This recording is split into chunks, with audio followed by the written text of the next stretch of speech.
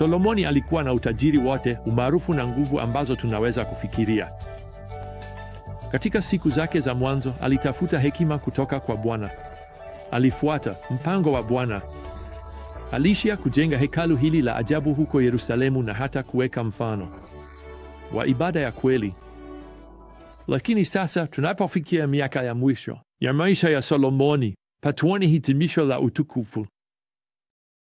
Tuko karibu kushuhudia mwisho wa kusikitisha. Mfalme kijana aliyeelezewa kama anayempenda Bwana sasa amemwacha Bwana katika miaka yake ya baadaye. Na unapaswa kujiuliza swali: vipi duniani hili lilitokea? Kweli, Mungu hakuacha hili kwa mawazo yetu. Yeye kwa kweli anatueleza jinsi mtu huyu mwenye vipawa aliyebarikiwa angeweza kuwa janga la kiroho.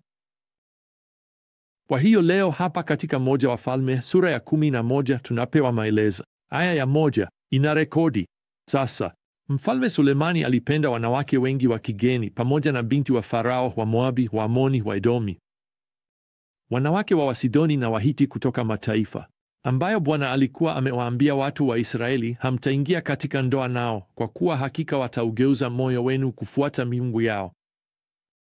Sulemani alishikamana na hawa kwa upendo. Alikuwa na wake 700 ambao walikuwa malkia na masuria 300. Na Sulemani alipokuwa mzee, wake zake waligeuza moyo wake kufuata miungu mingine, na moyo wake haukuwa wa kweli kabisa kwa Bwana Mungu wake.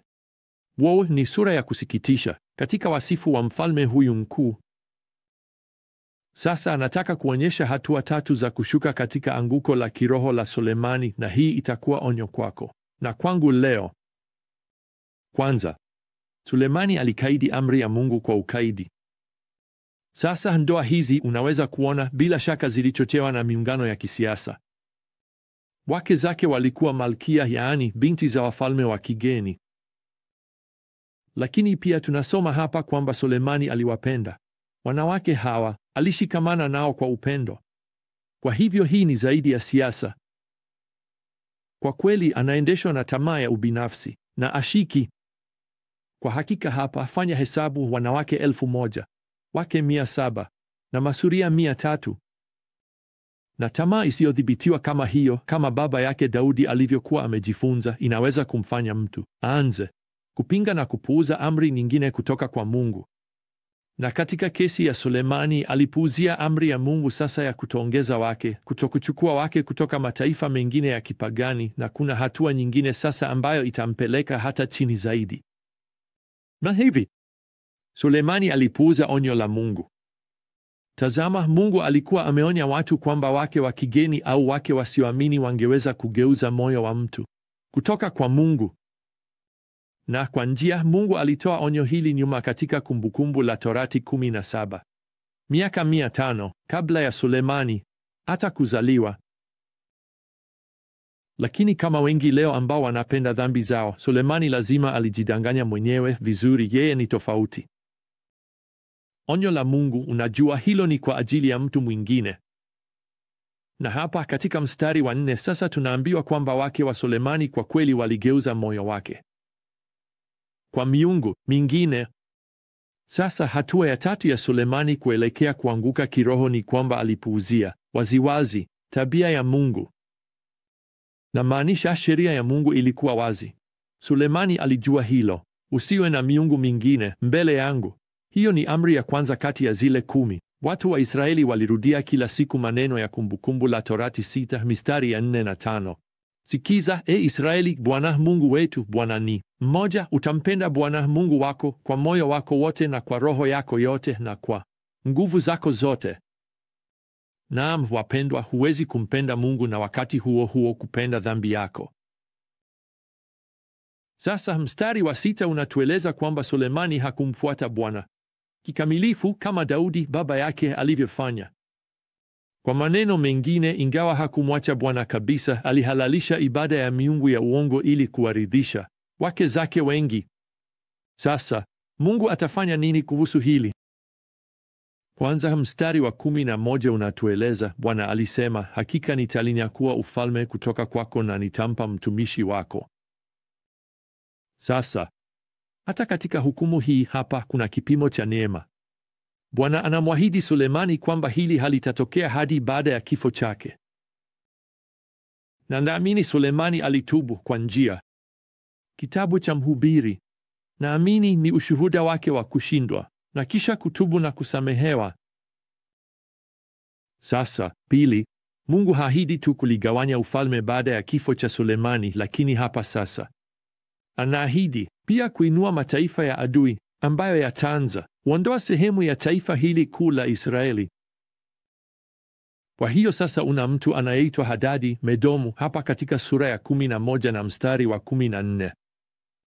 Una hapa chini katika mstari wa 23 mtu anayeitwa Razoni kiongozi, ambaye anapata udhibiti wa Dameski katika eneo la kaskazini la ufalme. Kwa kweli mstari wa 25 unasema alikuwa adui wa Israeli siku zote za Sulemani, akifanya madhara kama Hadadi alivyofanya. Wao ni kama wanyama wasumbufu, aina ya mbwa wanaomfuata Sulemani. Lakini sasa Bwana anamwinua mtu kutoka miongoni mwa watu wa Israeli ambaye atagawanya taifa baada ya Sulemani kufa, na jina lake ni Yeroboamu. Mstari wa 26 unatueleza mtu huyu alinyanyua mkono wake dhidi ya mfalme. Sasa tunaambiwa hapa kupitia sehemu iliyobaki ya sura ya 11 kwamba kijana huyu alikuwa ameanza kwa kumsaidia Sulemani kwenye miradi ya ujenzi huko Yerusalemu. Kwa kweli Yeroboamu alifanya kazi nzuri sana kiasi kwamba Sulemani alimpa cheo cha juu zaidi ya kikosi chote cha ujenzi kutoka kwa makabila ya Efraimu na Manase. Lakini hiyo haitakuwa cheo chake kikubwa. Tazama, tunaambiwa hapa katika mstari wa 29 kwamba Mungu anampeleka nabii Ahia kumwambia Yeroboamu kwamba ufalme wa Israeli utagawanyika, na Yeroboamu atatawala juu ya makabila 10 ya Israeli, na makabila mawili tu yatatawaliwa na mwana wa Sulemani. Hivi ndivyo Mungu anavyosema kupitia Ahia katika mstari wa 35. Nitauchukua ufalme kutoka kwa mwana wa Sulemani na nitakupa wewe makabila 10.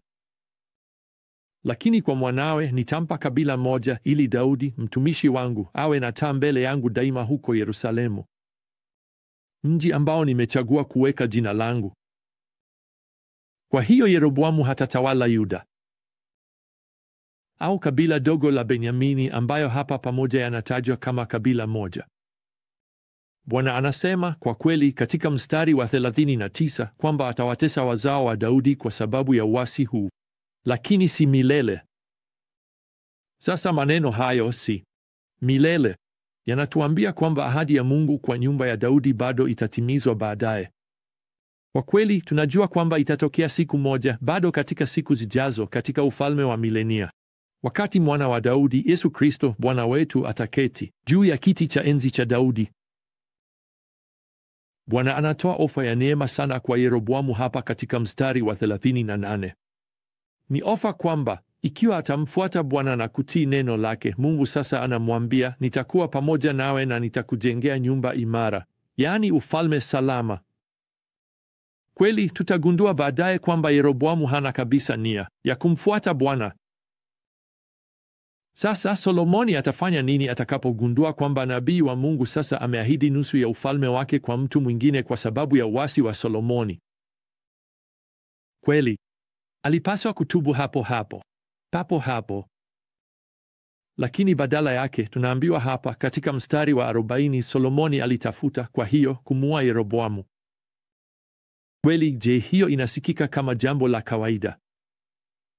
Solomoni anaanza kuiga mfalme Sauli ambaye alijaribu kumuua baba yake Daudi. Hatimaye utawala wa miaka 40 wa Solomoni unafikia mwisho. Anakufa. Anarithiwa na mwanawe Yeroboamu. Mwanzo mzuri wa Solomoni umefikia mwisho wa kusikitisha. Wapendwa, hapa kuna onyo. Kumtii Mungu huko nyuma hakuhakikishi kumtii Mungu siku zijazo. Unajua, ushuhuda wako na wangu kwa Kristo unapaswa kuanza upya kila siku. Kwa kweli, kabla ya miguu yako kugusa ardhi na kuanza kukimbia, tunapaswa kufanya ahadi mpya ya kumfuata Bwana, kutii neno lake na kumweka yeye kwanza katika maisha yetu. Na tunapaswa kufanya hivyo kila siku. Basi hadi safari yetu ya hekima ijayo pamoja, neema ya Bwana Yesu Kristo na upendo wa Mungu na ushirika wa Roho Mtakatifu uwe nanyi nyote. Amina.